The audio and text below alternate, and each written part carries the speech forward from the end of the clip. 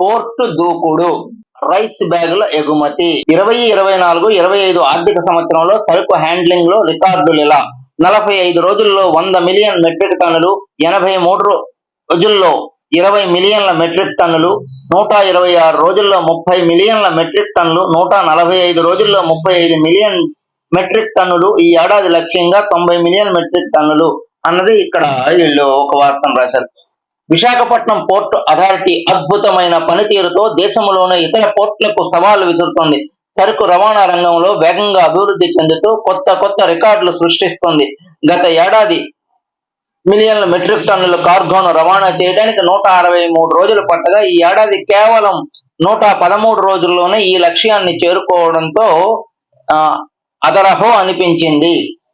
Visakha port trust, port authority వినూత్నమైనటువంటి కొత్త తరహాలో ఆలోచనలు చేస్తూ ఎక్కువ సరుకుని తక్కువ రోజుల్లో గమ్యస్థానాలకి చేర్చేందుకు ఒక ప్రణాళిక సిద్ధం చేసుకున్నారు. ఆ ప్రణాళిక ప్రకారం చేయటంతో అంతా సవ్యంగా జరుగుతుంది. మేము ఊహించిన దానికంటే ఇంకా ఎక్కువ ఫలితాలు వస్తున్నాయి అన్నది ఈ స్టోరీ సారాంశంగా రాశారు.